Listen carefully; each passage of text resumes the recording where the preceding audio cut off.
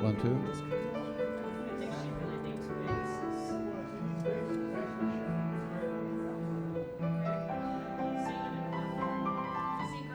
When do we start choir practice again? On the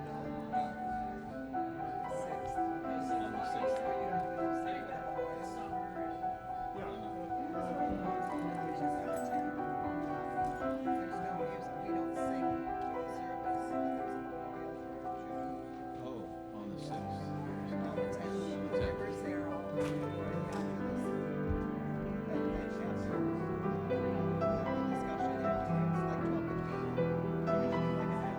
We're doing here today. I know.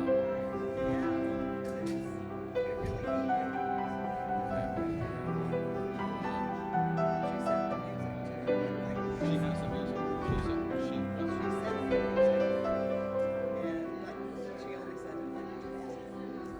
Okay.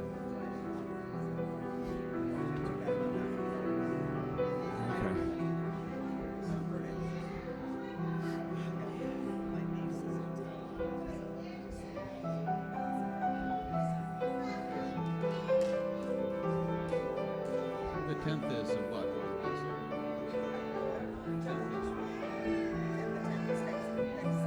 Next Sunday.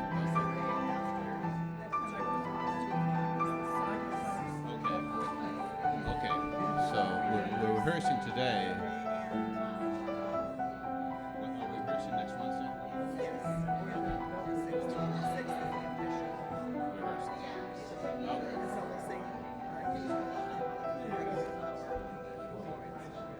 Okay. But this Wednesday we're not rehearsing. Which is next Wednesday. In other words, No, this Wednesday is the 6th. oh, it's the 6th. Okay. So today, we rehearse. After Wednesday we rehearse. Wednesday, we rehearse normal and Okay. I'm so confused. Yeah. Now sometimes I just stay off of electronics. just going to room. That's true. Yeah, and you'll see it. Okay.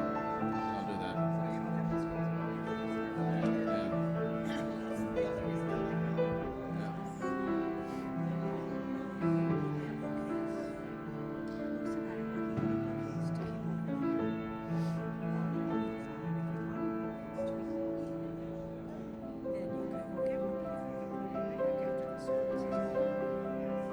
One, two, 1, 2.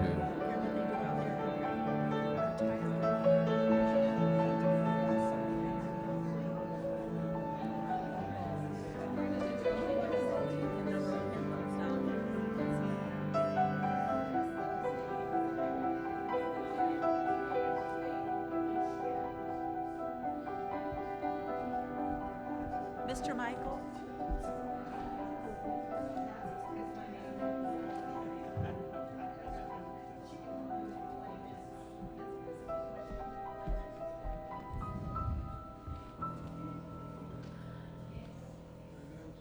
Is that Melanie standing? Yay! Yay, Melanie's here. And standing.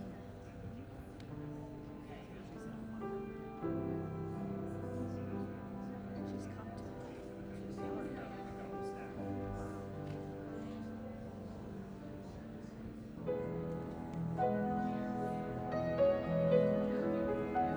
She's a toast. It's interesting.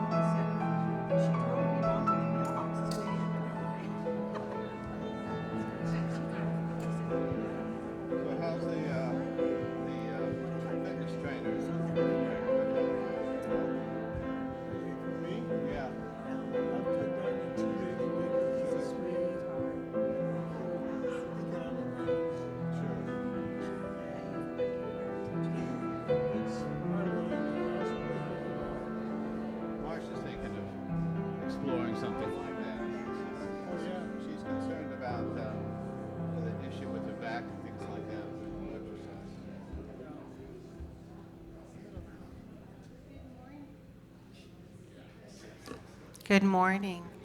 Join us. Come on in, y'all. Art, come on, y'all. I was trying to give a few minutes for the folks out there to make their way in through the doors.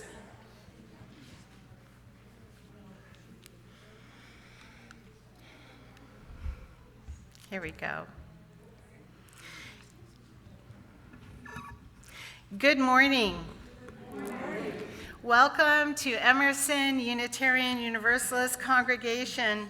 It's good to be together with you today, here in person and online. My name is Rebecca Edwards, and I am joined today by two of my fellow tenors, Lissa Newman and Jeffrey Jacoby. And, yeah, we got a lot of choir members. Thanks, y'all, for showing up. And we're going to guide you through today's service. If you're joining us for the first time, welcome. As Unitarian Universalists, we're a people of diverse beliefs, but we share a common faith. We need not, that every person is worthy of love, that what we do in the world matters, that we are connected to one another and to the earth. Whoever you are, wherever you are on your journey, you are welcome here. Will you help me with the chalice lighting? Fred Rogers once said, "You've made this day a special day by just being you." And so we gather just as we are, with all our joys and all our struggles, with open hearts and searching minds, we come into this space to remember that we belong.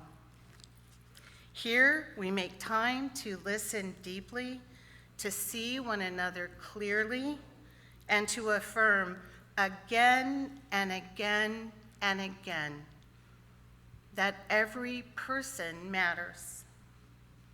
No one needs to be anything more than who they are right now to be welcome here.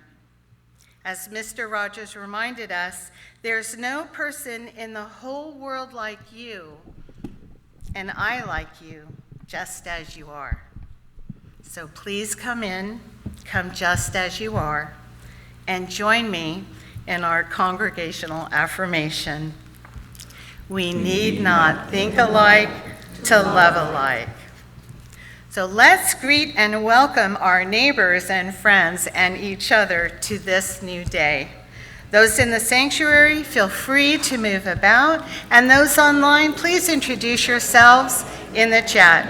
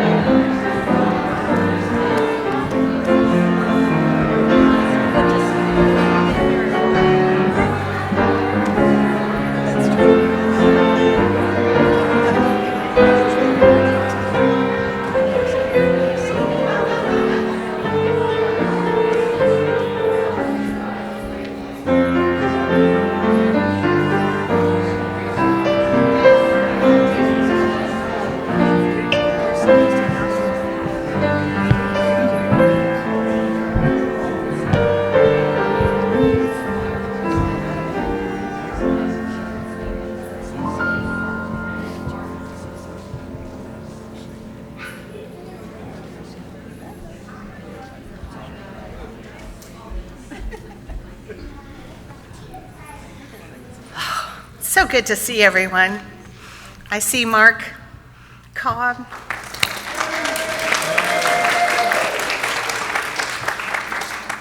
I see Melanie LeMay.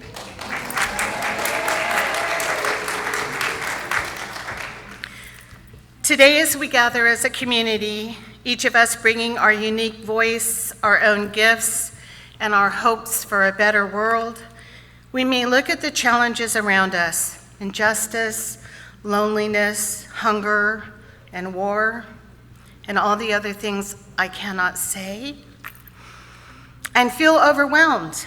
I know I'm overwhelmed these days, and I wonder, how in the world am we going to be able to address the many challenges facing our world? I find myself sad and mad and sometimes very scared. Then I think of one of my heroes, one I began to watch when I was a child, Fred Rogers of Mr. Rogers' Neighborhood. Mr. Rogers' Neighborhood began airing when I was 7, and each episode, Mr. Rogers would share a lesson to teach children how to handle the challenges in life. In some way, he would direct children to look for the helpers, to talk to parents, to teachers, or other trusted adults. In times of trouble, always look for the helpers. Let's watch this short video. It's one of the most important lessons. I remember watching it as a child, and it's one that has resonated with me my entire life. Keith, will you roll the video, please? There are people in the world who are so sick or so angry that they sometimes hurt other people, and they're usually the ones who end up in the news. Well, the people who are doing these terrible things are making a lot of other people sad and angry.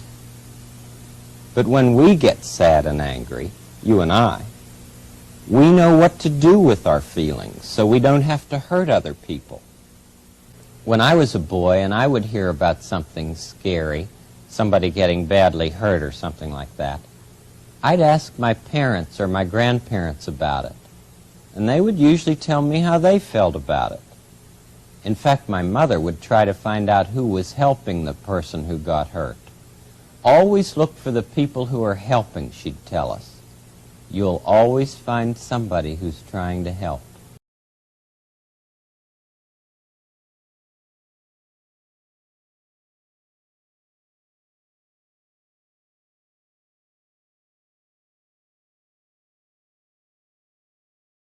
Unitarian Universalist principles by helping. Our hope is that you will be inspired to help in some way, whether it is joining our social justice team or finding a part of the world that is in need of help and healing. And let's teach our children to look for the helpers in a scary world. And by example, let's teach them to become future helpers. Let's start by singing a song together. We have a few choir members who agreed to be singing helpers today. Will you join me?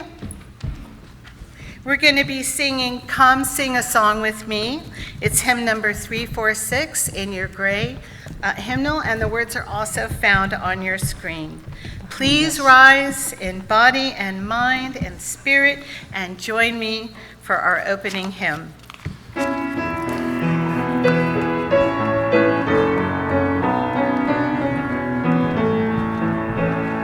Come sing a song with me. Come sing a song with me. Come sing a song with me, that I might know your mind. And I'll bring you hope when hope is hard to find. And I'll bring a song of love and a rose in the winter time. Come dream a dream with me. Come dream a dream with me. Come dream a dream with me, that I might know your mind. And I'll bring you hope when hope is hard to find. I'll bring a song of love and a rose in the winter time. Come walk in rain with me. Come walk in rain with me. Come walk in rain with me, that I might know you're mine. And I'll bring you hope when hope is hard to find. And I'll bring a song of love and a rose in the winter time. Come share a rose with me. Come share a rose with me. Come share a rose with me, that I might know you're mine. And I'll bring you home when hope is hard to find. And I'll bring a song of love and a rose in the winter time.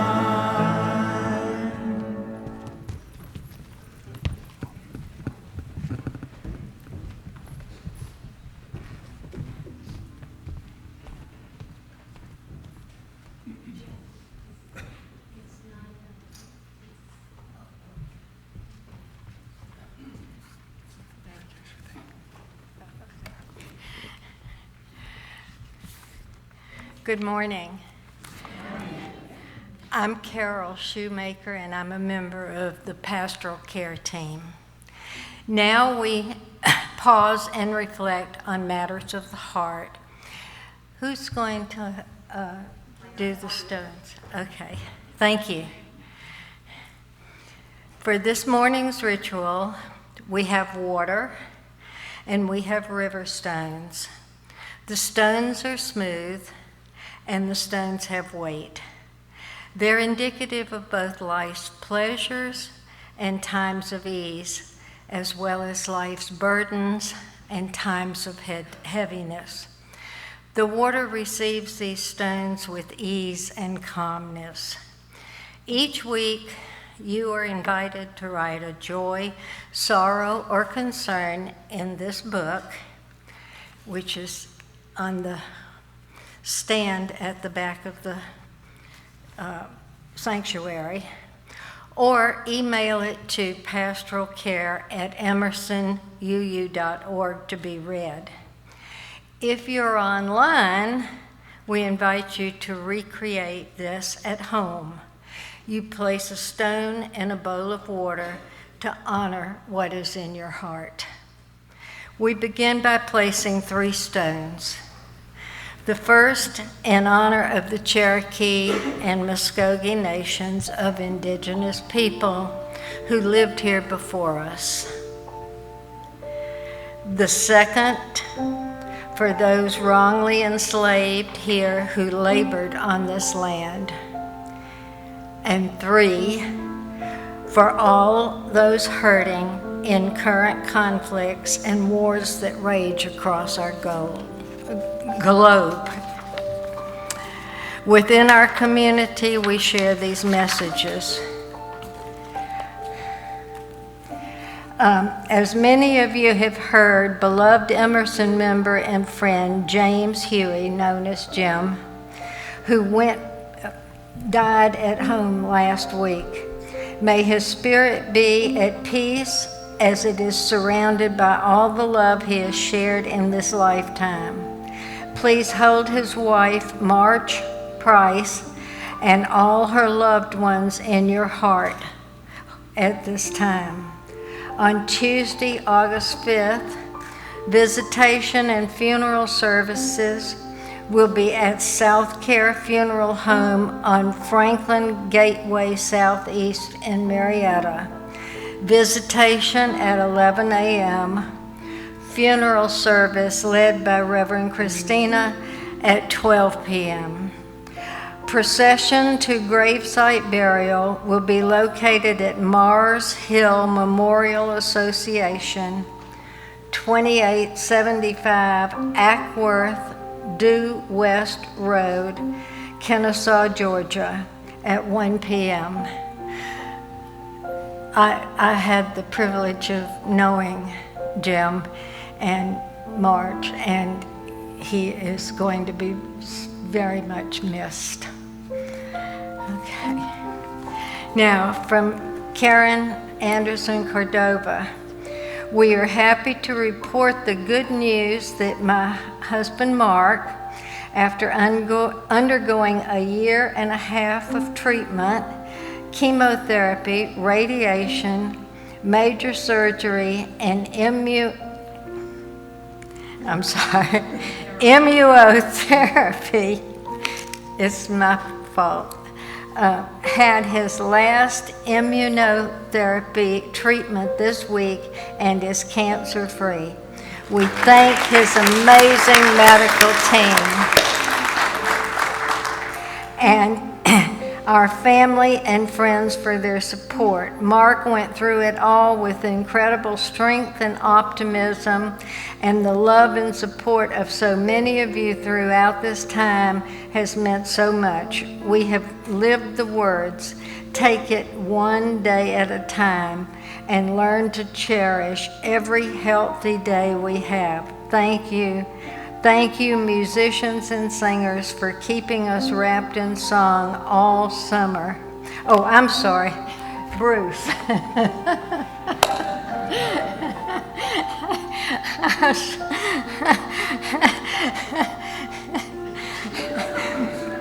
I didn't realize it was in the other one.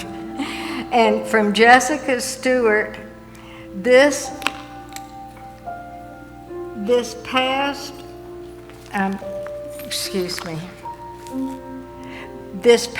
week, I started a full-time job with Cobb County Schools, and Goldie started full-time daycare.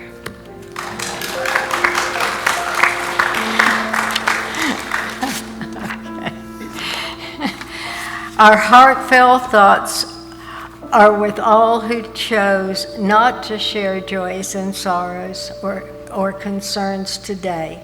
In thankful awareness, let us say the Buddhist prayer of loving kindness. Please read the words with me. May we all be filled with loving kindness. May we all be free from harm and suffering. May we all be well in body, heart, and mind. May we all be at peace. May it be so.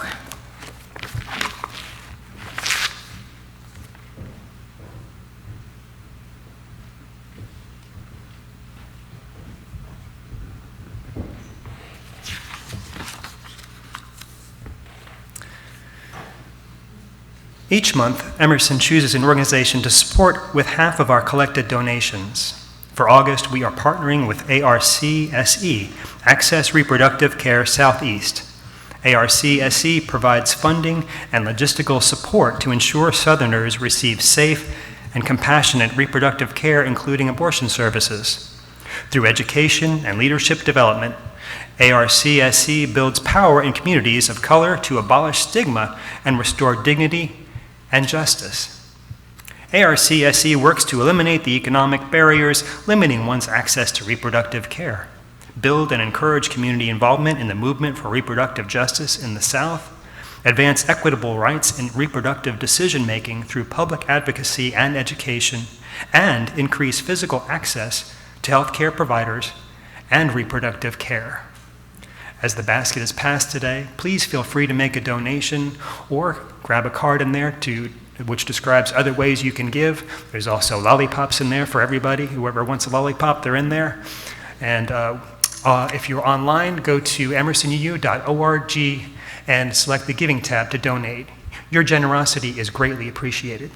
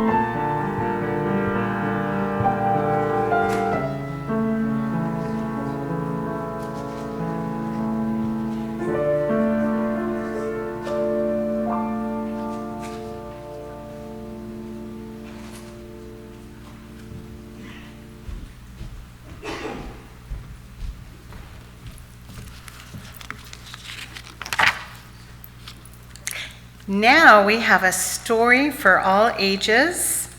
Please welcome Patricia. She's going to join kids, young, old, in age and spirit. Join us.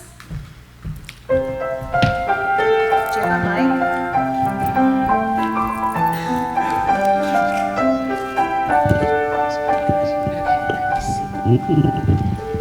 mic? Morning, everyone. So I'm reading a really, really special book to Rebecca, and I hope you all find it really cool as well. It's called The Invisible Boy by Trudy Ludwig and illustrated by Patrice Barton. I've heard this book before at school. Did you like it? Great. Can you see Brian, the invisible boy? Even Mrs. Carlotti has trouble noticing him in her classroom. She's too busy dealing with Nathan and Sophie.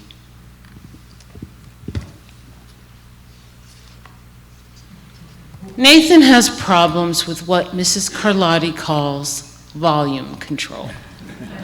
He uses his outside voice inside too much. Sophie whines and complains when she doesn't get her way.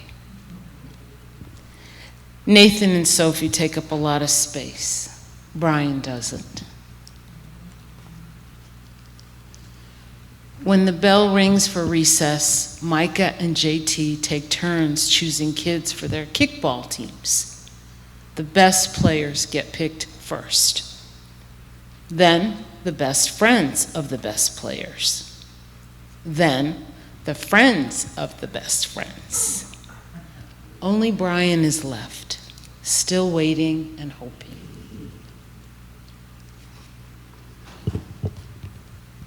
JT glances in Brian's direction and just as quickly looks away. We've got enough players for each team, he tells the others. Let's play ball. Look at Brian. In the cafeteria, Madison and her friends talk about her birthday party.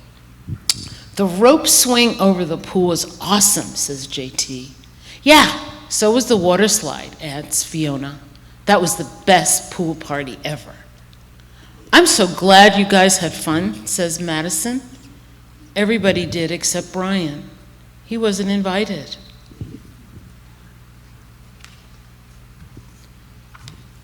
At choosing time, while the other kids play board games and read, Brian sits at the table, doing what he loves to do best. He draws fire-breathing dragons scaling tall buildings. Space aliens locked in intergalactic battles. Greedy pirates digging for treasure. And superheroes with the power to make friends wherever they go.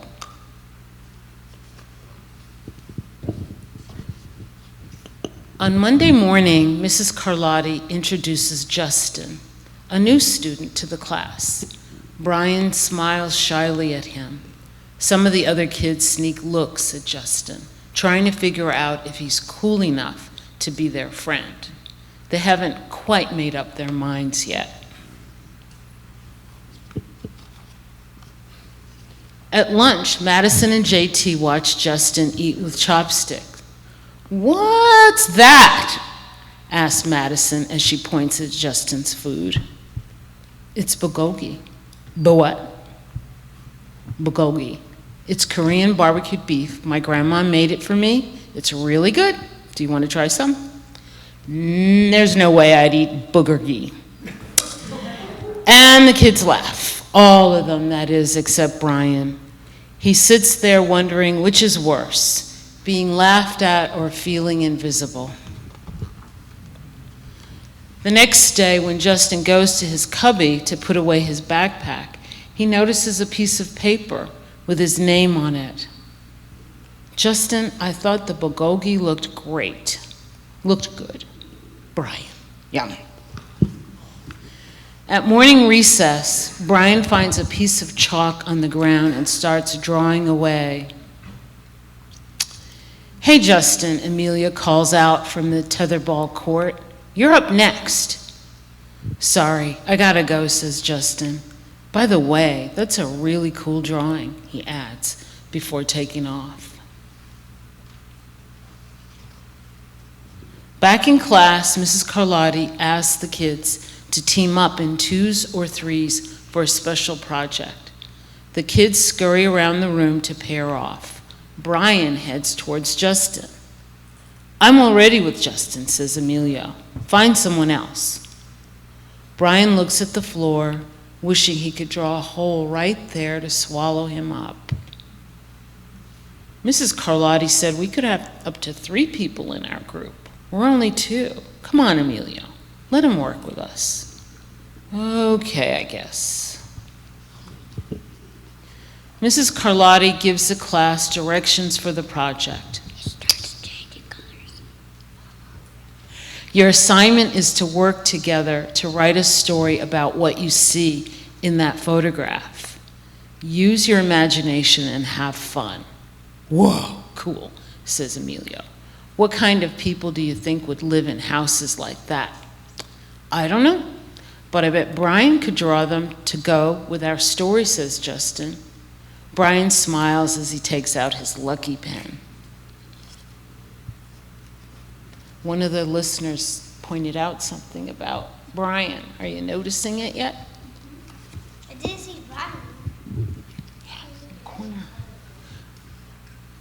Okay, the crooked story we made up on the spot.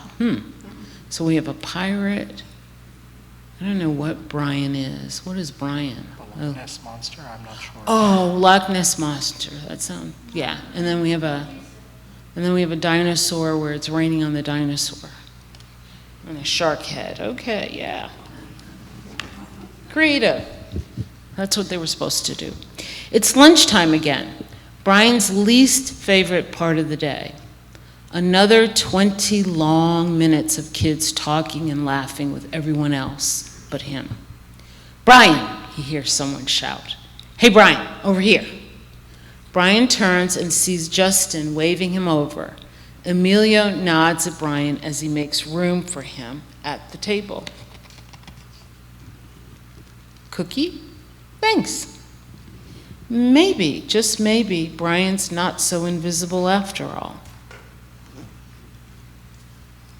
So what'd you think about this story?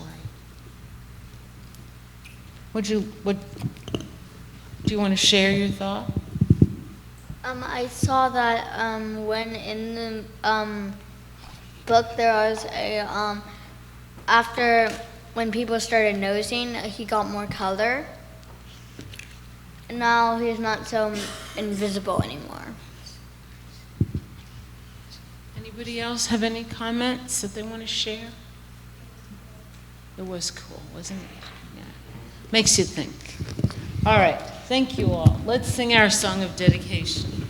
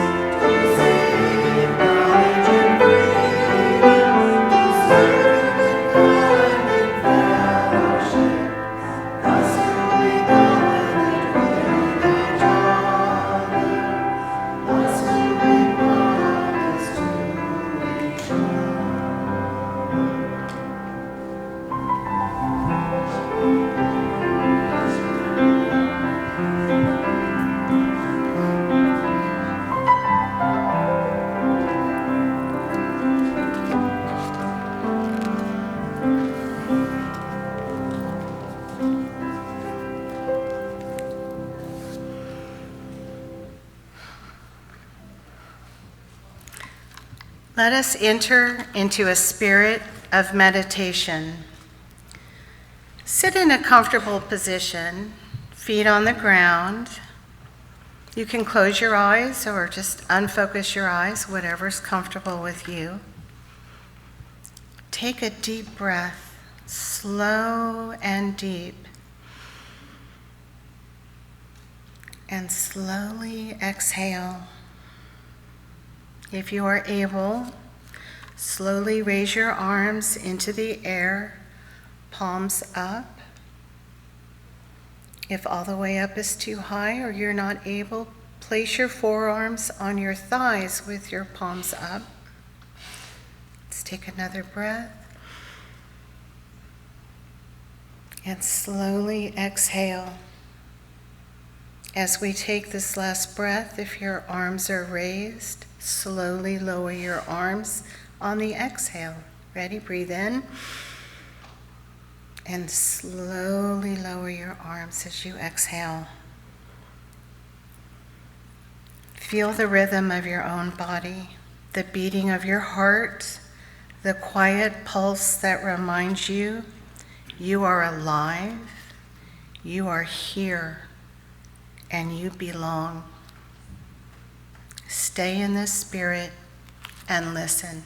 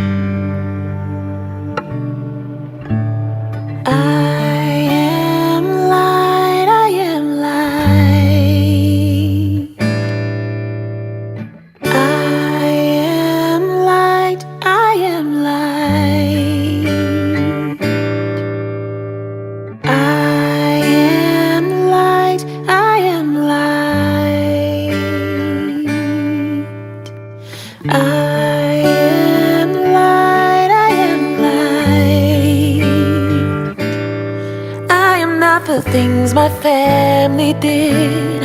I am not the voices in my head. I am not the pieces of the brokenness inside. I am light. I am light. I am light. I am light. I am light, I am light. I am light, I am light.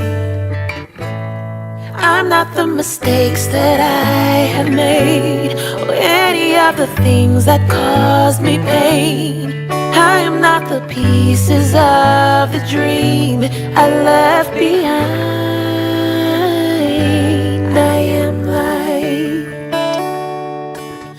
I am light.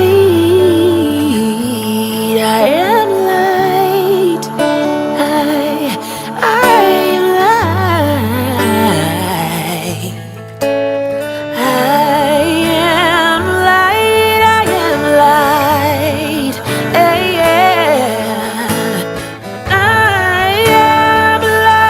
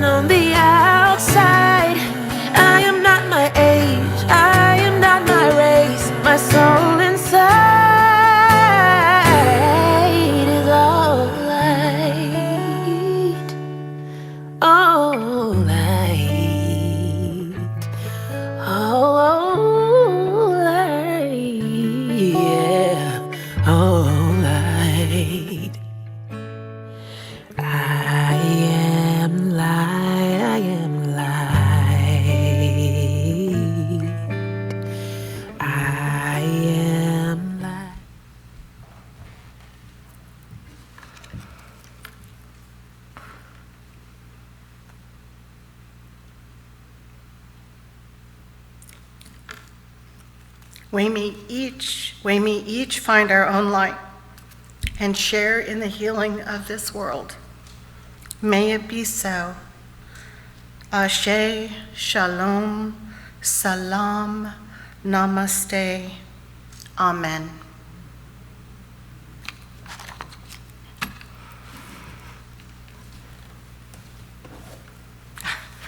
I need a sec to transition.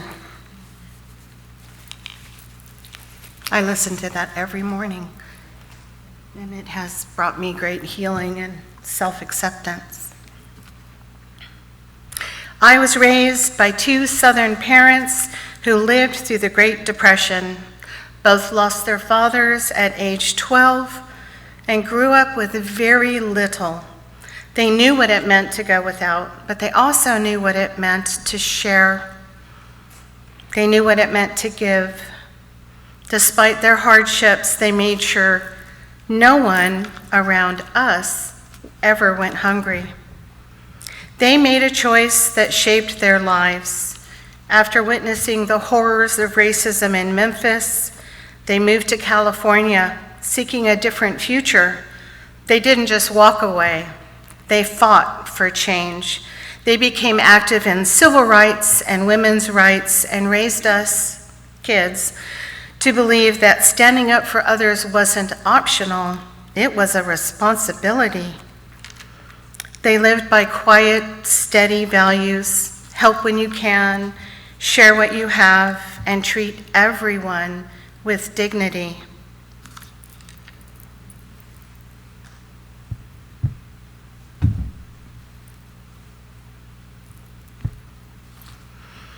They became civil rights. Did I say that? I'm sorry. I'm going to get it back in a sec. Give me 1 minute. That shaped me, being raised by parents who shared those values with us. And it's a lesson I carry especially now, as our world faces many of the same challenges it did nearly a century ago: economic hardship, displacement, hunger, and division. I grew up during a time of deep division and transformation in the 60s and 70s. The Civil Rights Movement, Vietnam War, women's liberation, the fight for equality. I watched my parents speak out and show up. I learned early that staying silent wasn't an option. That era taught me that change is possible, but only if we're willing to stand up for it. It also taught me that empathy is not a weakness, it is a strength. My children grew up in the 2000s in a world of terrorism, national disasters, and global conflict, all unfolding with constant connection through technology. Many of those challenges remain: climate change, war, inequality, racism, division, and now the stakes seem even higher. In this world, helping others isn't just a nice idea, it's essential, and it's something that we must pass on. If we want a more compassionate future, we have to teach our kids, our children, what helping looks like. No one's born knowing how to care. It's something we learn, starting with what we see. The most powerful lessons don't come from lectures. They come from how we live and how we treat people, how we respond to struggle and show up for others. That is where we have the biggest influence, by being the example. Fred Rogers, Mr. Rogers, understood this deeply. When scary things happen, as we saw in the video, his mother told him to look for the helpers. He spent his life through his show showing children how to be those helpers. Kindness wasn't a special occasion. It was a way of living. He taught that every person matters, feelings matter, and caring is powerful. We need that message now more than ever. Because if we want children to believe that empathy and service matter, we have to live that belief. We have to be the helpers, not just when disaster strikes, but in the small everyday moments that shape what our kids become. For me, this became real when my older brother experienced homelessness. It was heartbreaking to see someone I loved so much struggle, and heartbreaking to see my parents struggle with the concept that their son was homeless. But it gave me a chance to teach my kids about compassion, not in theory, but in real life. They had questions they wanted to understand, and instead of shielding them, I let them see, talk about it, and feel it with me. We talked about what it means not to have a safe place to sleep, how quickly life can change, and most of all, what we can do to help. Those conversations weren't easy. They planted seeds, and those seeds grew. We made blessing bags filled with essentials, and I let my little children hand them out through the car windows at intersections where people were asking for help. Sophie, 3. Those of you who know Leo, 6. My friends thought I was a little not being a responsible parent, but I said, oh no, that's someone's brother, mother, uncle, father, child. Mr. Rogers said, anything that's human is mentionable, and anything that is mentionable can be more manageable. When we face hard things together, homelessness, hunger, injustice, we help our children learn how to handle them and maybe even change them. Then something small happened at school. My children noticed a classmate had a different lunch tray. It was subtle, but they picked up on it. Instead of ignoring it, they asked, why is their tray different? Why don't they get the same lunch? Because of what we talked about, dignity, fairness, and compassion, they knew something was right. More importantly, they cared enough to say something. Their compassion turned into action because they saw someone in need, and they saw us, parents, respond with empathy and not judgment. That moment reminded me that children are always watching and learning. The way we respond to the world, the way we treat people, speak up, show care, all those things shape how they respond too. When we teach them to notice, care, and act, we're raising not just kind children, but future change makers. That simple observation in the school lunchroom turned into a decade of action, making brown bag lunches for summer programs, gathering friends to collect food for pantries and for pantries in Title I schools, hosting charity bake sales, public speaking about the impact of hunger on students. My younger child converted a school bus into a mobile food pantry.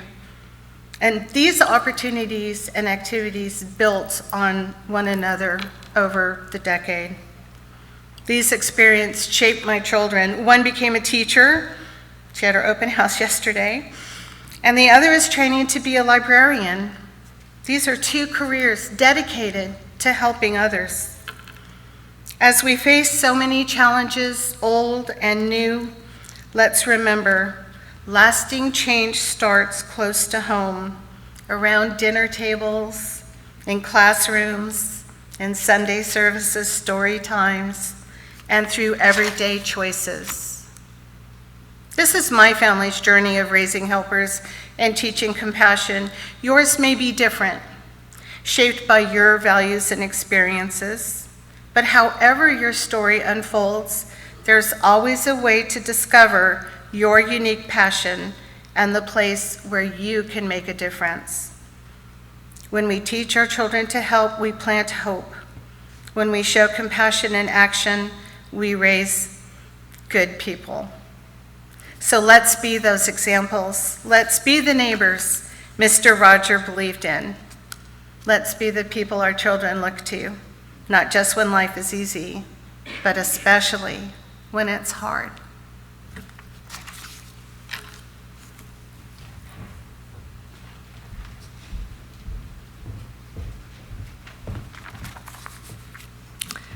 In my house as a child, at any one time, you would have found dogs, cats, fish, birds, and even a squirrel at one point.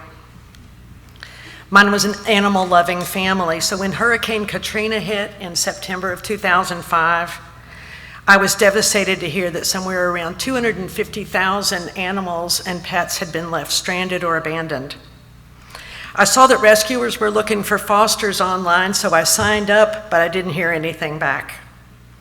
A few weeks later, my son and I were coming home from his soccer game, and he wanted to stop by the Best Buy at Barrett Parkway. So on our way back to the car, we saw that there was a rescue group set up down by PetSmart, and I said, oh, let's just walk through. So we made our way down the line of crates until the very last crate was a small brown and white dog. Keith, you have the slide? With an adorable snoot. His profile said that he'd been turned into the Cobb County shelter by a Hurricane Katrina evacuee, so I knew it was fate. Jack joined our family the next day, and we weren't even looking for another dog. I began getting regular emails from the rescue group named Mostly Mutts that in part asked for volunteer help at the shelter, which at that time was an outbuilding behind someone's house in Ackworth. So just a few months after adopting Jack, I started opening the shelter on Wednesday mornings, getting all the dogs fed outside in their respective outdoor yards. We had at that time anywhere between 10 and 15 dogs, and every Saturday we packed them into a van and set up adoptions outside that PetSmart. There were probably 10 or 15 people who pitched in any number of ways, but we were still a pretty small operation. That began to change as the number of animals that we wanted to help increased, and we gained a new executive director, whose leadership has taken Mostly Mutts to incredible heights over the years.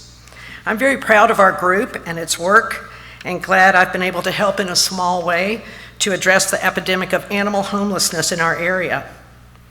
In a few months, I'll celebrate 20 years of volunteering with Mostly Mutts, and along the way, I've worn a bunch of hats.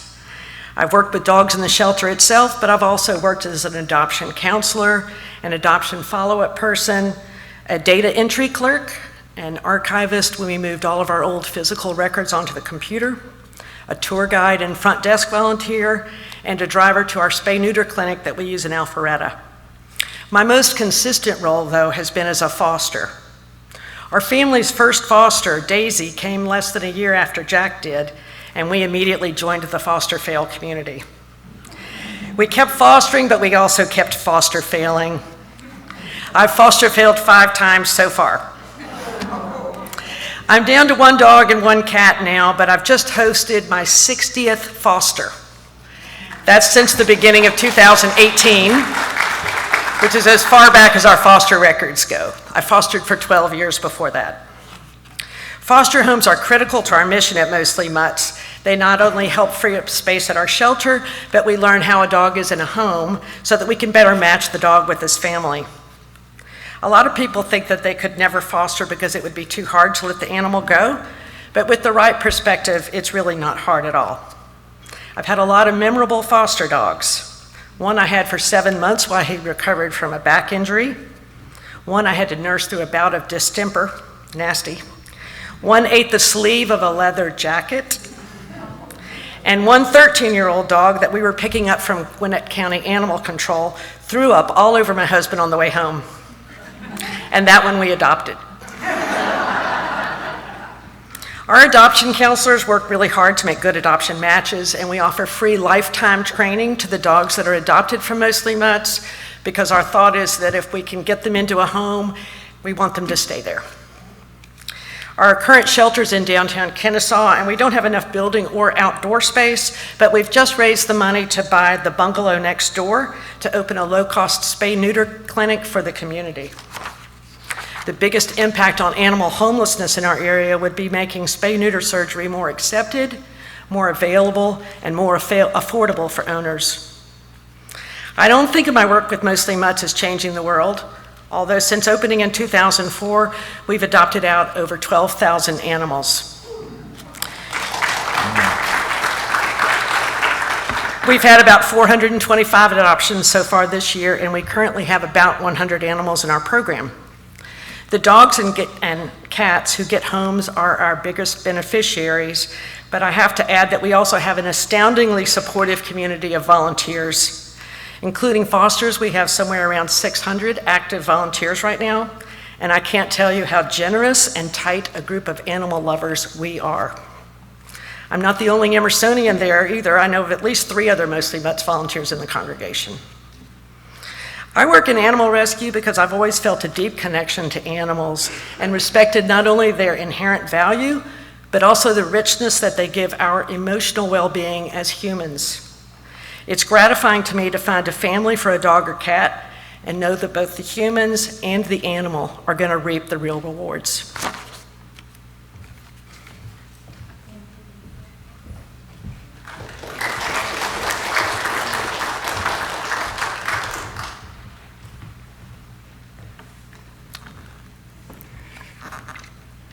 Thank you very much, Lisa.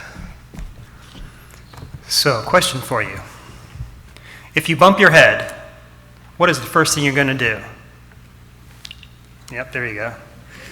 It is involuntary. We all do this. We immediately touch the spot we bumped. It is innate in human beings to trust that the power of touch will be the thing that helps, that heals, and helps us to thrive. Marasmus is a serious health condition that, once developed, if not cured, will be fatal. And the only ones prone to it are newborns and young babies. This fatal wasting disease may be cured if it's caught soon enough, but it's usually contracted in one of 2 ways. The first is not by taking in enough calories, and the other one was discovered later when there was this pervasive thought that there was this idea that touching babies was unhealthy for them. So there was a clinic of newborn orphan babies where all the nurses were instructed to definitely not touch the babies under any circumstances unless it was absolutely necessary.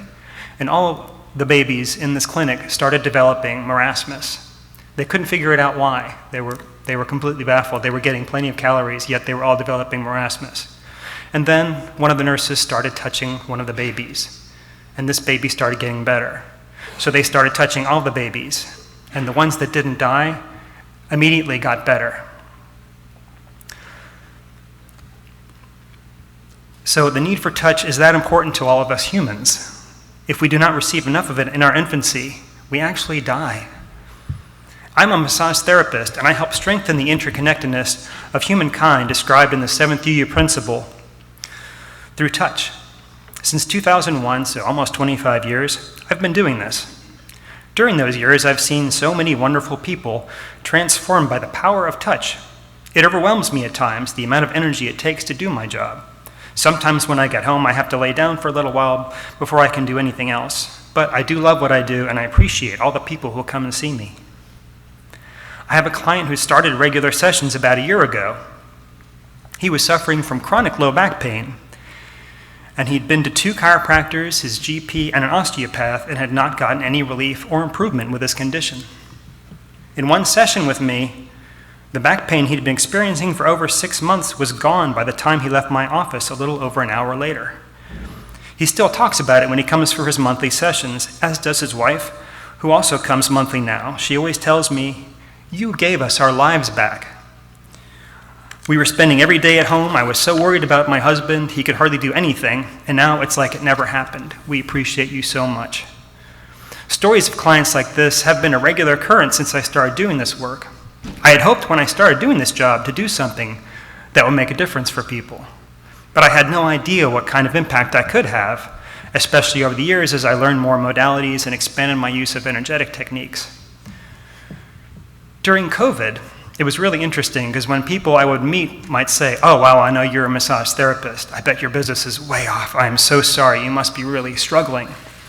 And this could not be farther from the truth. The only time I wasn't as booked as I could handle was when they forced us all to stop working for about 3 or 4 weeks. I had people text me every day during the lockdown. When can I get a session? When will they let you work again? Please schedule me as soon as you can. This is what I heard. And after the lockdown and I resumed seeing clients, many of them asked if they could just have a hug when they arrived, explaining that they had been completely alone for a month or more and were so happy to be in the same room with another human being. Even though both of us had to be masked for the first year after the lockdown, I continued to be the one person many people saw, and those sessions were some of the most profound ones I've ever done. Often clients cried at the end because they were so happy to be touched again. It was overwhelming at times, but I was so happy to be the one they were able to make it to, the first human contact they'd received in a long time. It was an honor to be that first human, like they'd been alone on a distant planet and were just getting back to Earth, and I was the first one they saw. There are drawbacks, of course, and they're not so good days, and it isn't all success stories. Surprisingly, though, many more success stories overall. About 10 years ago, I had a client who was suffering from incredibly intense cluster migraines. They were so intense that if triggered, he would often have to go to the ER for relief. At the end of his first session with me, he said his head didn't hurt at all, and he almost didn't remember what it felt like to be pain-free. He was glad, but also very afraid, because in the past, if he spoke too loud, yelled, or especially laughed, it could trigger one of these wicked migraines. So he went home and did his best just to stay still and calm. But he was feeling so much better, he started chatting with his husband, who said something that struck him funny, and he let out a laugh. He had not been able to laugh in over a year, and later on he told me he was so scared that he had broken whatever I had created, and he just held onto a counter and waited for his head to start pounding. But it didn't. He waited a half an hour and still felt fine. So they watched a comedy movie, and he said he laughed and cried the entire movie and never got a headache. He called me the next day and thanked me for giving him his ability to laugh back. The headaches didn't completely disappear, but the trigger of laughter did. So as glad as I've been to eradicate people's pain, the opportunity to give back someone their laughter gives me a feeling that is really hard to describe. It's a gift to be able to help people feel better. Am I saving the world? I don't know about that, but the way I like to think about it is that I'm helping to make the world a better place, hopefully. One session at a time, one client at a time, sending ripples of wellness out there as I help support the interconnectedness of humankind.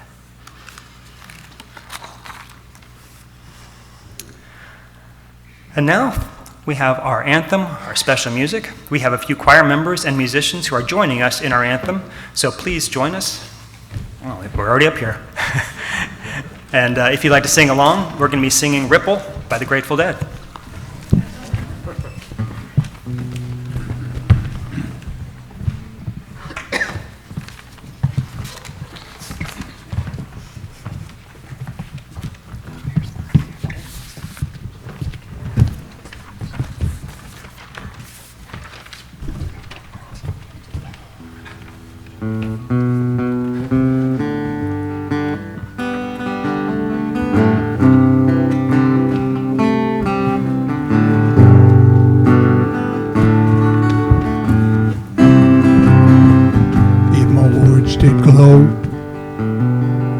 With the gold of sunshine, and my tunes were played on the harp unstrung. Would you hear my voice come through the music? Would you hold it near as it were your own? It's a hand-me-down. The thoughts are broken. Perhaps they're better left unsung. I don't know. Don't really care. Let there be songs to fill the air.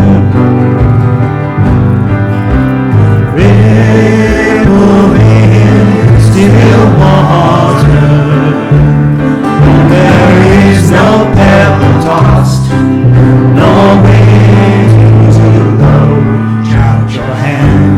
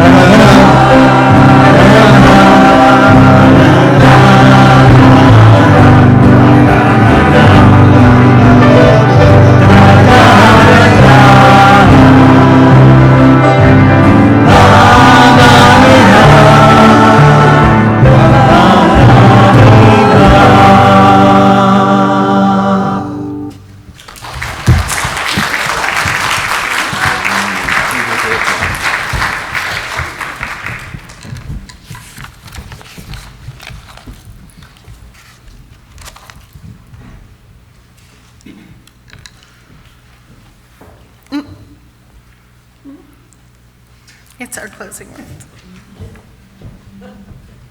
It's okay. Sorry. It's a choir rehearsal up here, you know. Service rehearsal. Each voice in the choir is a single note on its own, small, simple. But together we create harmony. Together we create music that moves hearts. Each kind word is a whisper, a quiet moment of care. But together we form a choir of compassion. Each small act of courage, a hand extended, a wrong made right, A single breath in the wind. But together we shape the weather. Never doubt your part. Never withhold your note. Because even the smallest voice carries meaning. When we all show up with heart, with hands, with hope, we become the music the world needs to hear.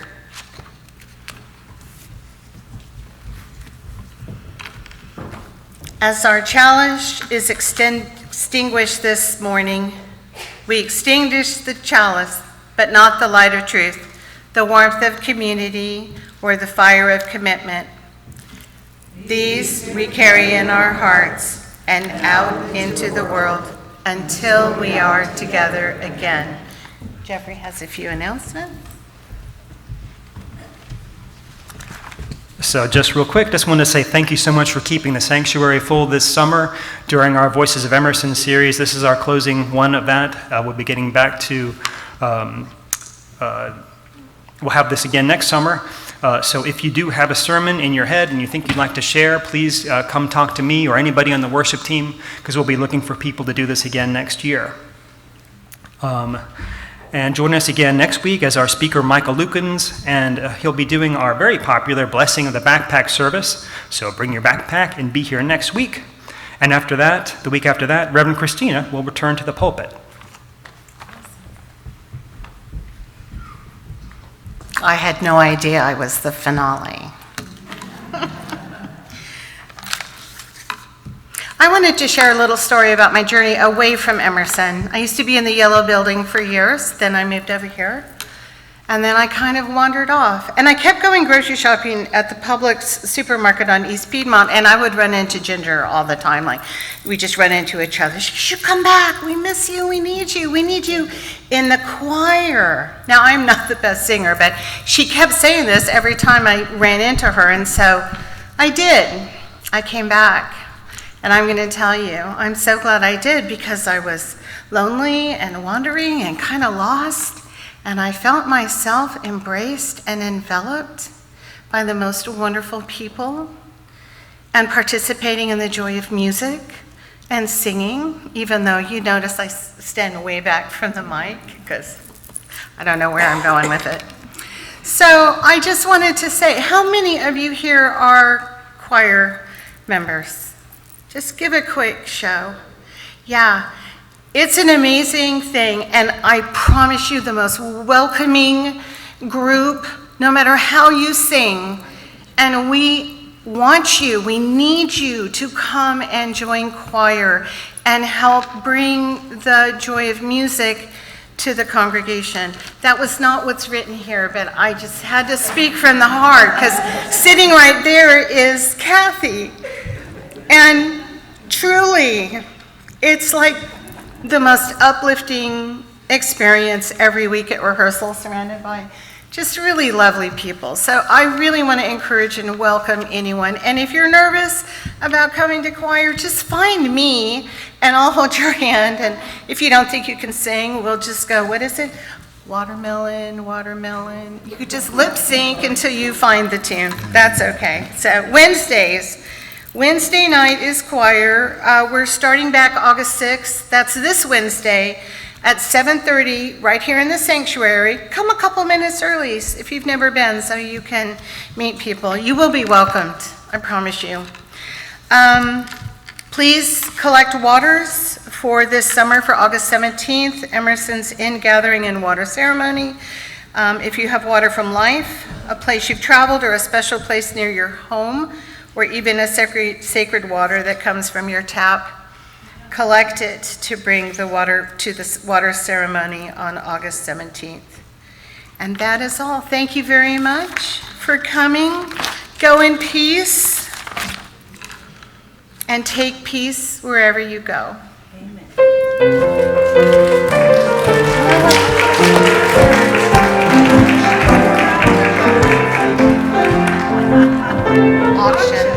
Auction. Keep playing.